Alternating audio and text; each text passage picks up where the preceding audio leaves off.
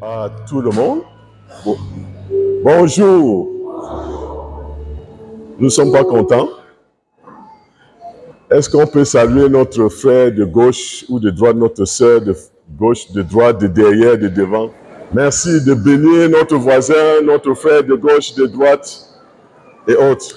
Que Dieu bénisse pour nous la lecture et la méditation de sa parole. Nous avons lu tout à l'heure dans Luc, chapitre 5, les 11 premiers versets. Il est question de la pêche miraculeuse. J'ai déjà prêché plusieurs fois ici sur la pêche miraculeuse. Et généralement, on s'attarde sur le verset 3. Il faut jeter le filet. Jeter, où Jésus demande à Pierre de jeter le filet en eau profonde, d'avancer en eau profonde et de jeter le filet. Je ne vais pas prêcher sur ça aujourd'hui. Il y a un autre aspect plus important encore qu'on néglige souvent. Je vais m'attarder beaucoup plus sur le verset 2 qui dit ceci. Il vit au bord du lac deux barques d'où les pêcheurs étaient descendus pour laver leurs filets. Les pêcheurs sont descendus pour laver leurs filets. Pierre est descendu pour laver les filets. Il est descendu pourquoi? Parce qu'il n'a pas pêché, il n'y a pas eu de poisson et autres. Ce qu'il faut faire naturellement, c'est d'aller réparer le filet, d'aller coudre, d'aller laver pour être prêt à la prochaine pêche.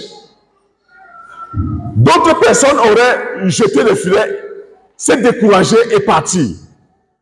Pierre ne s'est pas découragé. Il est parti laver le filet. Il a réparé parce qu'on coupe là où c'est déchiré et autres, et on plie pour être prêt pour la prochaine pêche. Donc, ce texte met en exergue cette scène de Jésus-Christ qui est pressé par la foule et qui veut entendre la parole. Donc, le texte que nous venons de lire, la foule presse Jésus-Christ, la foule avait besoin d'entendre Jésus. Une foule qui avait soif de la parole de Dieu.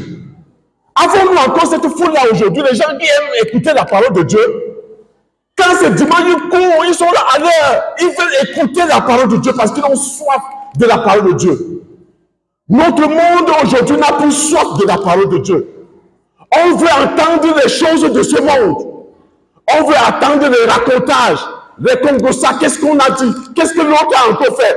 Voici ce que le monde veut entendre aujourd'hui. Et même à l'église, les chrétiens aujourd'hui ne veulent plus entendre la parole de Dieu. Parce que la parole de Dieu est escamotée, elle est détruite, elle n'a plus toute son autorité. Il est temps, on va rappeler toujours, de restaurer l'autorité de la parole de Dieu à l'église. Et surtout à l'église fraternitéenne, qui était un modèle dans ce sens, en ce qui concerne la parole de Dieu.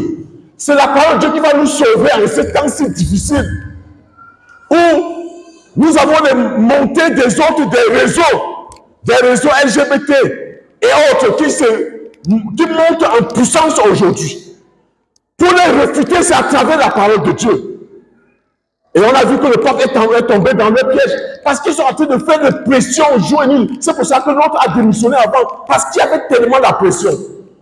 Et les spécialistes disent que c'est le mouvement le plus dangereux aujourd'hui. Ce n'est pas la rose-croix, ce n'est pas la franc-maçonnerie.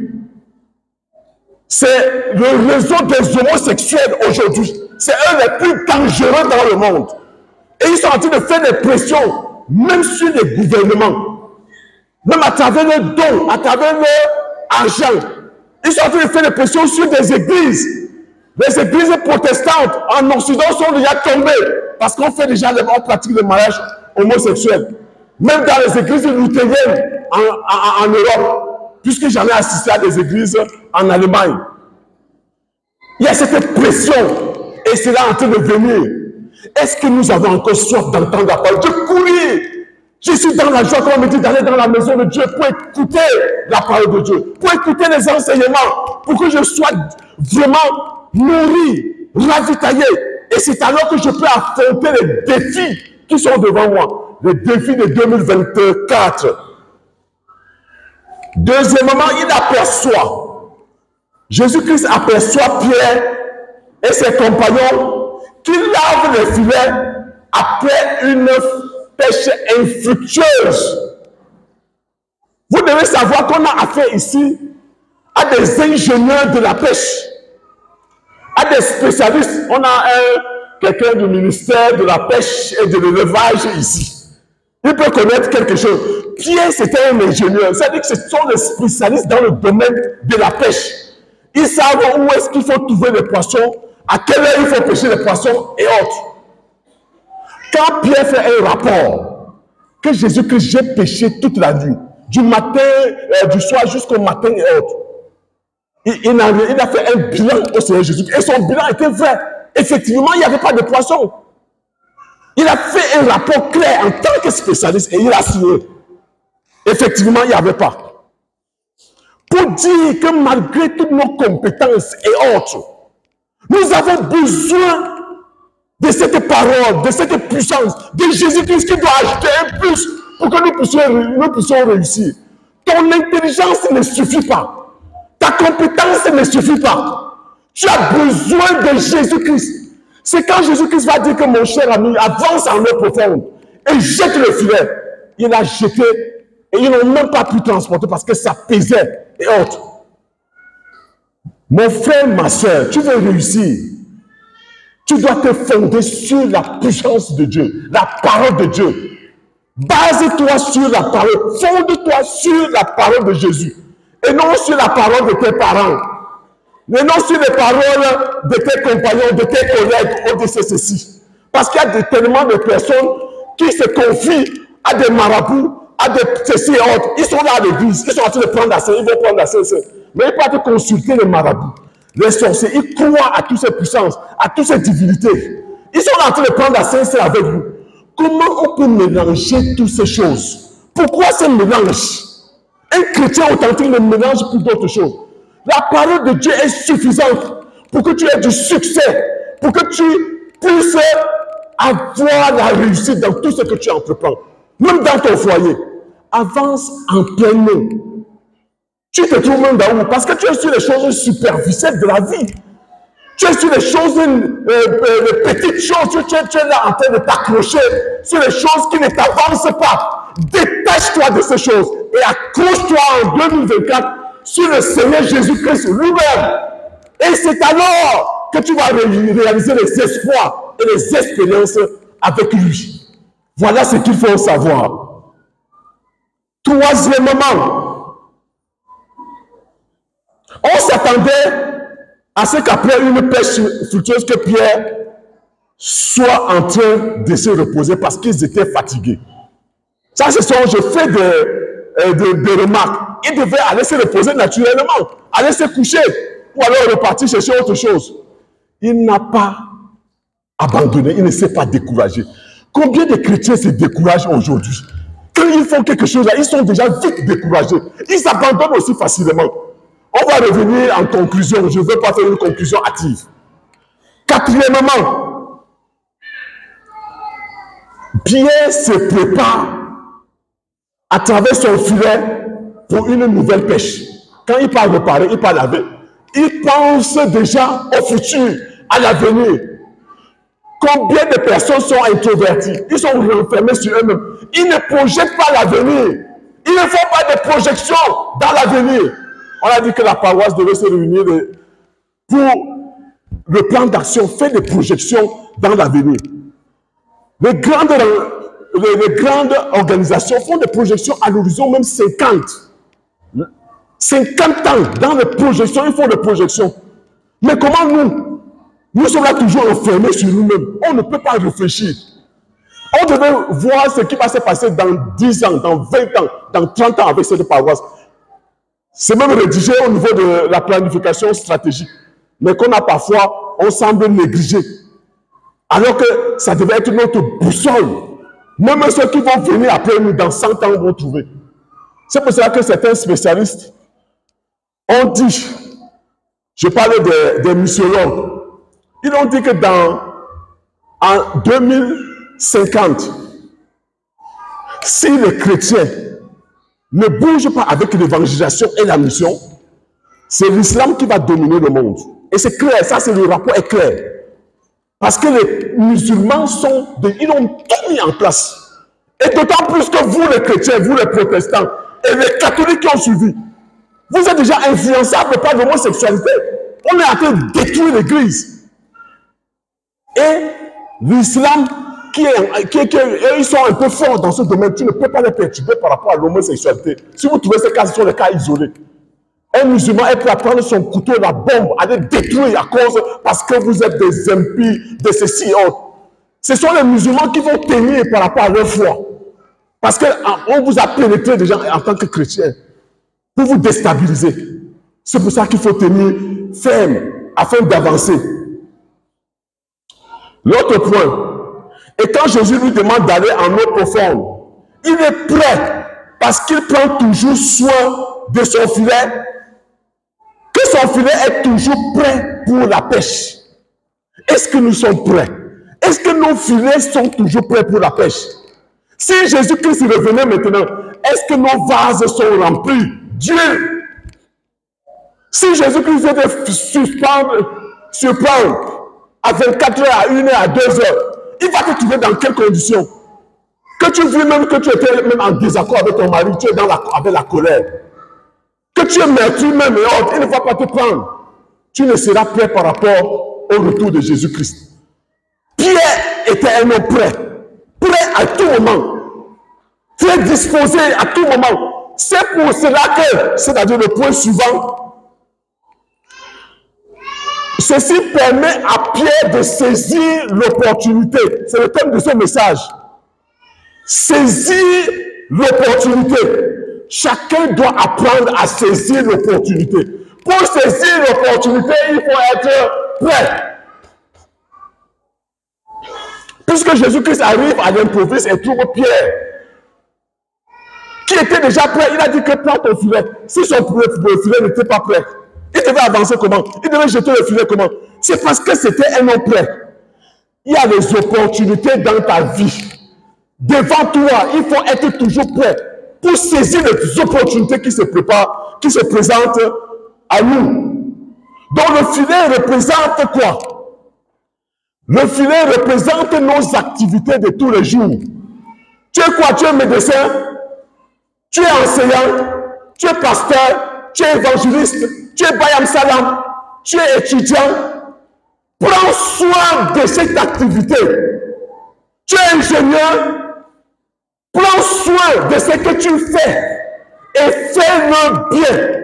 Tu es un enseignant, mon frère, ma soeur. Sois le meilleur enseignant de ton établissement. Fais bien ton travail. Tu ne le fais pas pour ton proviseur. Tu ne fais pas ceci. Fais-le correctement, comme si tu faisais pour Dieu. Tu es inspecteur pédagogique. Fais-le très bien et fais la différence. Tu es Bayam Salam. Fais-le très bien. Pendant que tu es en train de vendre le jus, tu es en train de chanter. Les gens, ça attire les gens en train de venir parce que tu es le modèle. Tout le monde va parler de toi parce que tu es un modèle. Fais bien ton activité. Quelle activité tu es en train de faire? Chacun est en train de faire une activité là. Tu es un médecin, sois le meilleur médecin. Mais qu'est-ce qu'on voit comme nos médecins qui sont en train de tuer les gens et autres? Un ancien d'église qui part, il arrive à la maison avec sa voiture. Après, il sent un peu de mal de souvent, il prend sa voiture, il part à l'hôpital. Il dit que c'est un problème gastrique, on injecte, il se couche, il est mort. C'était à Gawa, dans l'une de nos paroisses. Sois le meilleur médecin, fais bien ton travail. Quand tu reçois un patient, tu te lèves, tu viens accueillir ton patient avec le sourire. C'est-à-dire que tu guéris 50% de son problème à travers ta pratique. Ce que tu fais, tu accueilles bien. Mais nous avons de ces médecins-là qui sont là. Oh, faites vite, moi je suis pressé. Oh, moi je n'ai pas le temps. Quel est encore ton problème là? De ceci, voilà. Même les chrétiens sont emballés dans ça. Et tant chrétien, nous devons faire la différence. Quelle est l'activité que tu fais? Parle à Dieu par rapport à l'activité. Quelle est ton activité? Qu'est-ce que tu fais? Tu es un élève, tu es un étudiant, sois le meilleur. Quand nous avons été élèves, Quand je suis au lycée bilingue de Gawa et autres, j'ai des gens qui étaient là et qui témoignent, c'est que nous on faisait. On a bougé tous ces établissements-là. Même également, parfois avec le travail, mais également à travers notre engagement. Parce qu'on était droit. Nous n'étions pas dans la tricherie. On était des modèles pour apporter la propriété.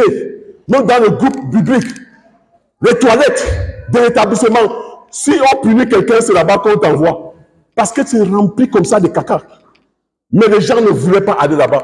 Mais nous sommes partis. On a tout dégagé. On a tout nettoyé. Le proviseur arrive. Il dit, qu'est-ce qui se passe dans son établissement? Il voit le changement. C'est parce qu'il y avait les enfants de Dieu là, qui ont fait correctement le travail. Ils ont mis de l'ordre, de la propreté. Il a dit que, mais c'est quel groupe?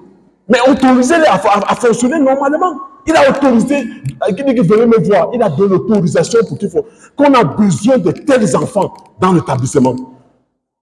Ce sont ces gens-là qu'on a besoin, même dans la société. Même notre pays a besoin de gens comme ça. Donc les filets, ça représente vos activités que vous devez faire. Deuxièmement, qu'est-ce que représente le filet? Le filet représente quoi? Ça représente vos dons et vos talents. Ce n'est qu'à cette île que vous devez saisir l'opportunité. Quel est ton don? Quel est ton talent? Les gens sont ici bien à l'église. Peut-être j'ai 700 ou 800 personnes devant moi. Mais les gens ne connaissent pas leurs dons et leurs talents. Vous êtes allé dans la présence de Dieu pour savoir quel est le don que Dieu t'a donné. Quel est le talent ou bien certaines aptitudes que tu es né avec. Tu dois développer ça. C'est ça qui constitue le filet que tu dois entretenir. Et quand tu seras en train d'entretenir ce filet, Jésus-Christ va venir te bénir. Il faut saisir cette opportunité pour développer. Et c'est comme ça que tu vas exceller dans ce que tu vas faire. Ton don, c'est la louange. Développe bien ta louange. Tu es un conducteur de louange. Fais bien ton travail. Ne regarde pas à l'autre. Même si l'autre chante bien, il ne faut pas apporter la jalousie là. Parce que parfois dans le milieu de l'autre, il y a maintenant des petits conflits.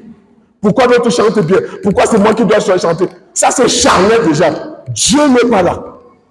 Sois naturel. Sois toi-même. Développe ton don. Et tu n'as pas besoin parfois de faire trop d'efforts. Quand c'est un talent, quand c'est un don. Fais-le et Dieu te bénit.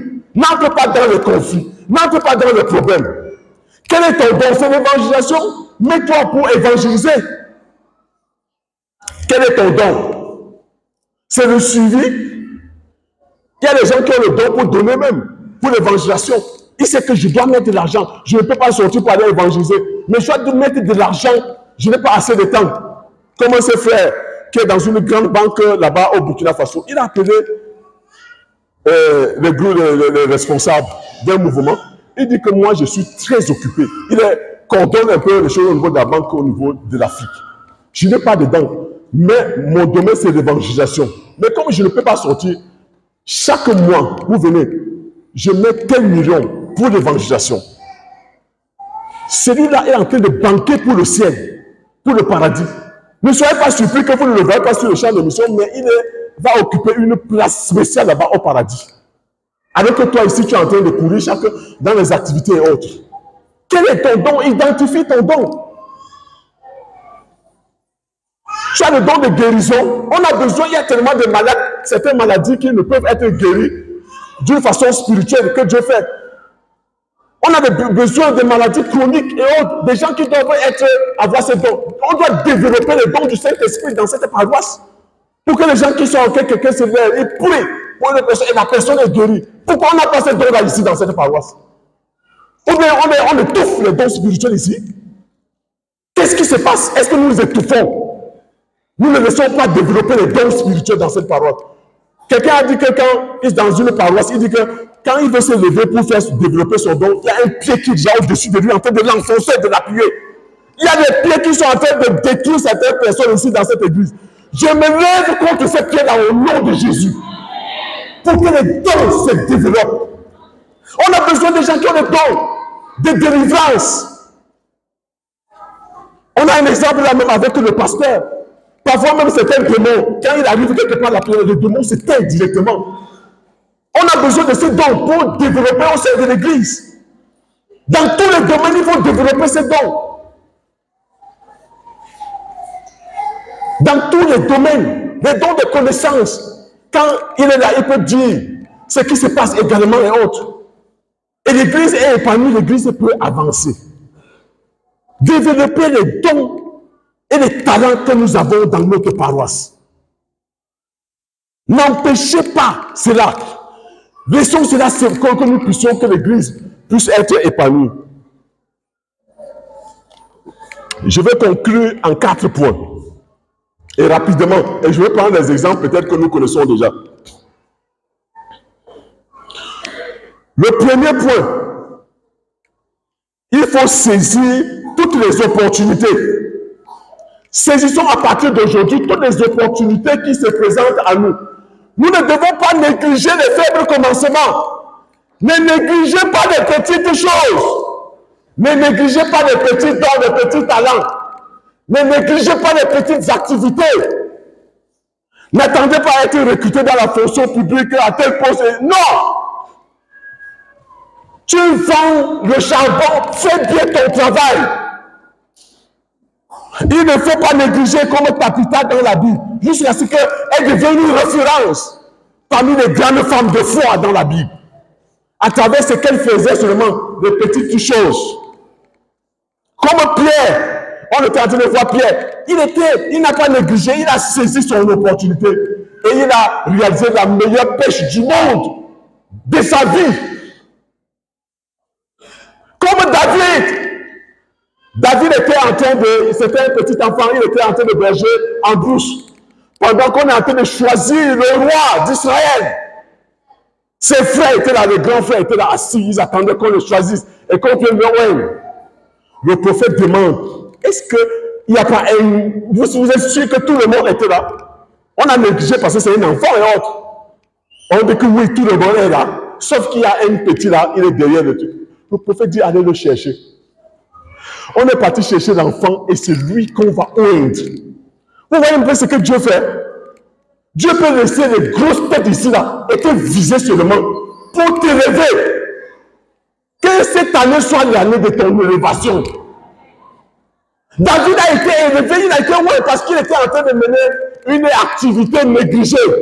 Aller derrière les bœufs, derrière les chèvres, derrière les moutons. Si on te demande maintenant, va un peu surveiller les chèvres, tu me connais bien, tu vois même comment je suis habillé, tu me dis d'aller aller derrière quoi? C'est lui qui est devenu le roi d'Israël. C'était un berger derrière les moutons avec son bâton.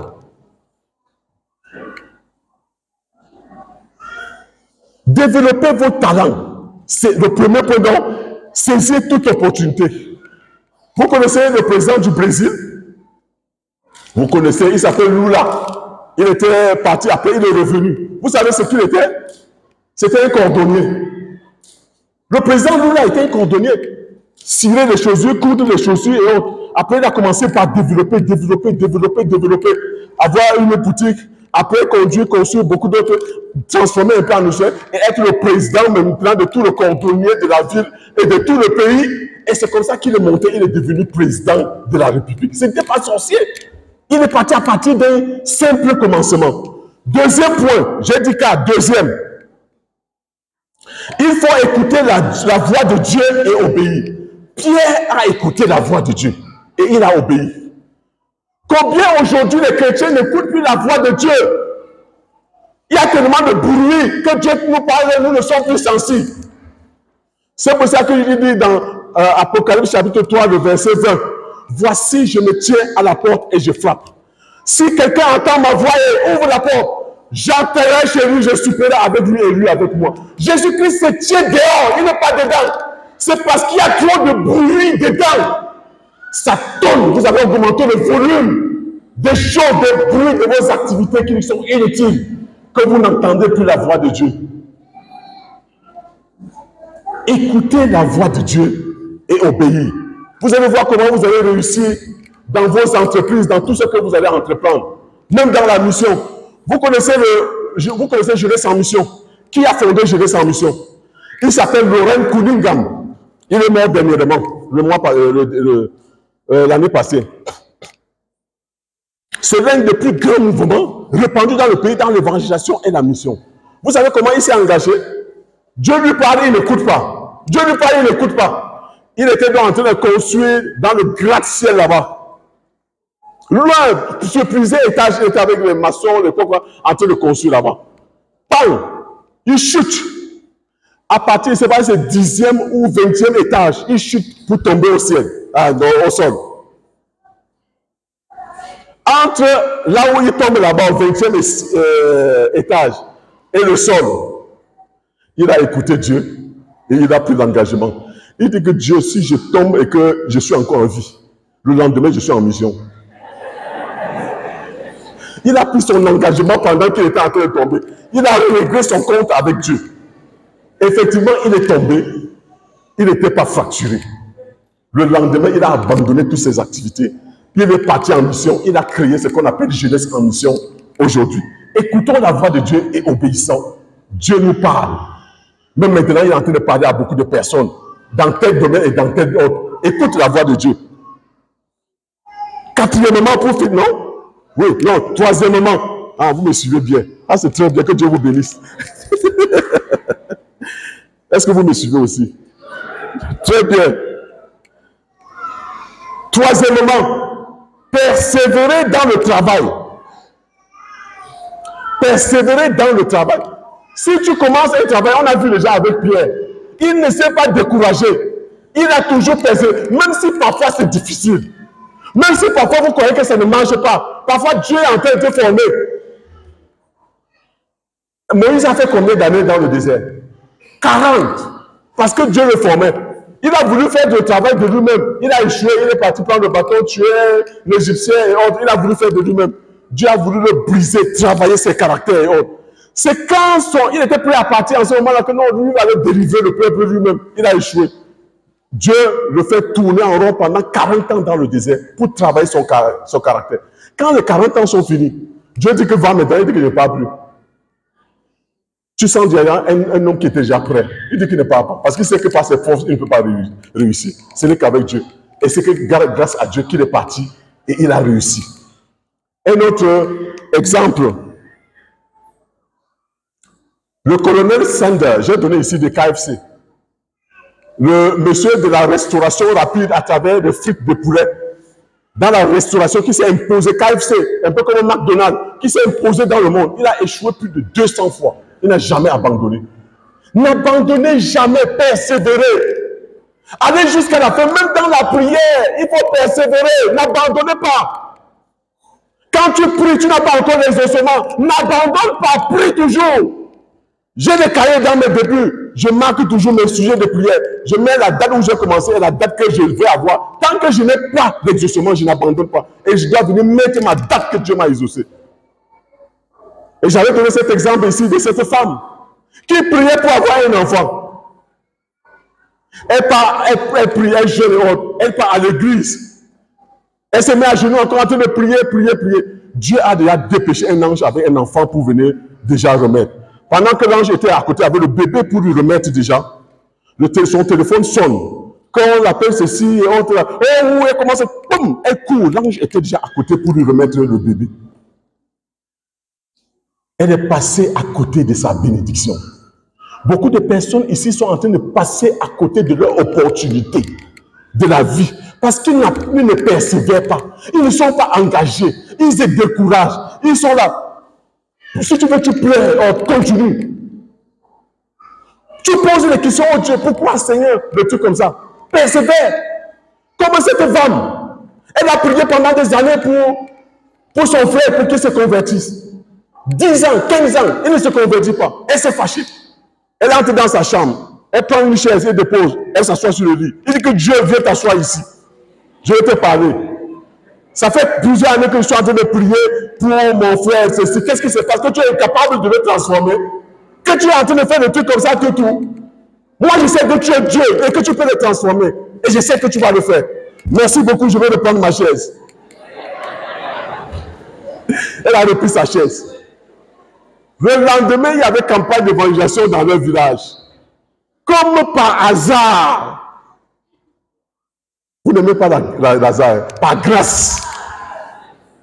Son frère tournait autour, après il n'a pas écouté. On lance un appel. il est saisi par l'évangile. Quand on lance l'appel, il est le premier à être devant et à donner sa vie au Seigneur Jésus-Christ. Le Seigneur a besoin parfois qu'on lui lance des défis. On doit lui lancer des défis. N'abandonnons pas, persévérons. Quatrièmement, pour finir, il faut avoir un esprit d'humilité. Soyez des hommes et des femmes humbles pour saisir les opportunités qui se présentent à vous. Dieu a tellement des opportunités, même dans cette église, il y a des opportunités. Le travail, il y en a le travail partout. Même si on te dit seulement d'aller balayer le sol, fais-le si c'est Dieu qui t'envoie là-bas. Tu vas voir que tu vas exceller dans ce domaine-là. Ne négligez pas les choses. Si on te dit d'aller laver la voiture, va laver cette voiture. Je connais des gens qui ont commencé par des petites choses comme ça à cause de leur humilité, de leur disposition du cœur. Même les patrons ont dit que c'est pourquoi ce garçon, il est toujours en train de me laver le truc, de faire ceci et autre là. Dès qu'il y a eu une opportunité dans le recrutement, c'est son nom qu'on a mis. C'est parce qu'il était assidu dans les petites choses, il le faisait fidèlement et autres. Mais les jeunes aujourd'hui, même dans la société, même quand ta voiture cale quelque part, tu as besoin de gens pour pousser. Le père, tu as combien? C'est ça maintenant. Alors que nous, on courait pour pousser, pour aider les pères quand leur voiture fait. Les gens aujourd'hui tendent les mains, c'est combien? C'est combien? Ils sont toujours pressés. Ils veulent manger là et autres. Ils ne voient pas l'avenir. Un responsable t'appelle pour venir faire tel travail. Aider ici, tant et autres, là, tu te négliges. C'est moi qui l'ai vu pour aller faire des trucs comme ça et autres. Tu ne sais pas. Peut-être c'est Dieu qui l'utilise. Pour te voir, Dieu veut voir les dispositions de ton cœur. Pour que tu puisses t'élever un jour. Dieu peut élever n'importe qui. La loi s'applique aux chrétiens comme aux non-chrétiens. Ça s'applique. Mais parfois, quand nous donnons certaines choses, ça s'applique. Et les mondains connaissent ça. Et j'ai donné cet exemple ici. Certains mondains au Nigeria, les commerçants, ils ne sont pas à l'église les dimanches. Mais chaque fin du mois, ils calculent leur dîme. Ils viennent voir le pasteur que voici la dîme. Ils calculent, ils donnent. Un païen, il sait que Dieu bénit toujours ce que tu donnes pour son travail et autres. Il vient donner à l'église. Et parce qu'ils savent, vous les chrétiens, vous ne connaissez même pas cette loi. Vous négligez. Vous ne donnez pas parce que vous êtes tellement dur dans les bras. Les gens qui ont les mains un peu dures là pour donner là. C'est difficile. Même si tu pries, je sais que tu ne sais pas pourquoi ça ne touche pas. Ils sont tellement durs pour donner. Tu donnes, c'est la loi. La main qui donne est au-dessus. De qui? De celle qui reçoit. C'est la loi de qui perd, gagne. Tu payes, tu gagnes. Quelqu'un est en train de prier un jour dans sa chambre. Que Dieu donne-moi, il veut l'argent, il demande l'argent à Dieu pour réaliser une grande chose. Pendant qu'il est en train de prier, Dieu, je n'ai rien. Donne-moi. Après, il se rend compte qu'il a quelques pièces qui lui restaient. Mais il a dit à Dieu, je n'ai rien. Il a arrêté sa prière, il est parti prendre le reste des pièces, je ne sais pas, quelques petits biens qu'il restait. Il est sorti, il est parti donner un mendiant là-bas dehors. Dès qu'il a donné un mendiant, il est revenu. Il dit que Dieu, tu sais que je n'ai rien, effectivement. Et Dieu a exaucé sa prière, sa foi, son engagement. Il était béni. Dieu l'a béni. Et c'est comme ça. Il faut prendre Dieu au mot. Et on a besoin de ces chrétiens, de ces femmes dynamiques, de ces hommes, de ces enfants qui prient, les petits-enfants qui prient. Et Dieu agit. Les femmes qui prient, même pour les enfants. Une maman qui priait pour son enfant qui était au combat là-bas. Elle priait chaque jour pour son enfant qui était au front. L'enfant était atteint par la balle. Heureusement, sa maman aussi l'avait donné un Nouveau Testament. La balle est venue caler sur le Nouveau Testament. C'est grâce à la prière de sa maman chaque jour qui pleurait pour son enfant. Vraiment, négligez pas les prières que vous faites. Même quand vos maris sortent, quand vos enfants sortent, restez là, intercédez, priez, soutenez-les dans la prière. N'abandonnez pas. C'est la loi, comme je dis. Soyez humbles et Dieu va vous bénir. Je finis avec cet exemple que j'avais encore donné. De ce jeune homme, avec Osborne, le grand évangéliste, l'un des plus grands dans le monde. Il était au Nigeria. Il a rendu ministère. Mais le ministère de l'évangélisation a tiré un peu. Il a fait des dons, guéri des gens, délivré et autres. Pour courir à l'aéroport, parce que le lendemain, il a une autre campagne dans une autre ville, dans un autre pays. Il était en retard. Il arrive à l'aéroport. Le vol était déjà plein. Il n'y avait plus de place. Mais il fallait absolument qu'il soit dans ce vol. On le laisse quand même entrer dans la salle d'embarquement parce qu'il a dit qu'il veut parler un peu aux passagers. Il prend la parole devant les passagers qui étaient dans la salle d'embarquement. Déjà prêt à entrer dans l'avion, c'était fini, coupé, on a tiré tout. Il parle. Il dit que je viens de rendre un ministère, je suis en train d'aller pour une autre ville, pour l'évangélisation, on m'attend demain, mais je suis arrivé en retard. Est-ce qu'il y a une personne qui peut céder sa place pour que j'entre? Silence total. Personne. Il y a un jeune homme. Oh, les jeunes, c'est encore vous. Que Dieu vous bénisse. Un jeune se lève timidement et dit que moi, je laisse ma place. L'homme de Dieu dit approche-toi ici. Il dit qu'est-ce que tu veux devenir dans la vie? Il dit que je veux commencer une affaire et je veux que mes affaires prospèrent et que j'ai des grandes, que ça se développe. Il n'avait encore, c'était au début, il n'avait rien. Que ses affaires se développent. Il se met, il dit mets-toi à genoux devant tout le monde. L'homme de Dieu prie pour lui. Il prie. L'homme de Dieu entre dans son avion et part. Vous savez, c'est qui l'homme là aujourd'hui? C'est d'un côté. Un musulman que Dieu a béni jusqu'à maintenant, l'homme le plus riche d'Afrique. C'est grâce à un homme de Dieu. S'il y a un païen, Dieu fait une telle chose. Vous croyez que Dieu peut refuser la nourriture à ses enfants et il donne le caillou? Il ne peut pas donner. Saisis les opportunités.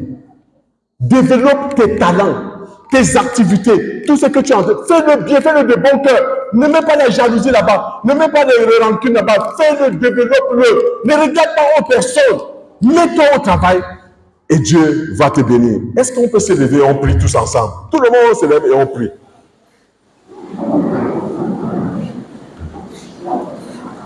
Prie, ouvre la bouche et demande quelque chose à Dieu. Tu veux développer, tu as un don, tu as un talent, tu as une activité, tu as un travail, tu as un DG, tu veux mettre ministre, tu veux quoi? Tout est possible à Dieu aujourd'hui. Un homme d'affaires, tu veux développer, tu veux voyager, aller dans le monde, réaliser le truc. Tu veux t'engager dans l'évangélisation, dans la musique. Saisis ton opportunité aujourd'hui, ouvre la bouche et parle à Dieu. Toi-même, ne regarde pas à ton voisin, ni à celui qui est devant toi et autres. Il s'agit de toi-même. Engage-toi personnellement. Tu nous as enseigné. Merci Seigneur parce que tu as édifié ton peuple. Qu'au sortir d'ici, Seigneur, le peuple soit édifié et mette en pratique cette parole. Je te demande tout cela au nom de Jésus-Christ, notre Seigneur. Amen. Nous rendons grâce à Dieu qui a utilisé son serviteur. Chacun a reçu sa part. Et forcément, c'est le moment où tout un chacun qui voudrait prendre la parole, soit pour dire un mot de repentance ou un témoignage, c'est le moment. Parce que le message était dense, on ne peut pas faire un résumé. Chacun a reçu sa part. C'est le moment.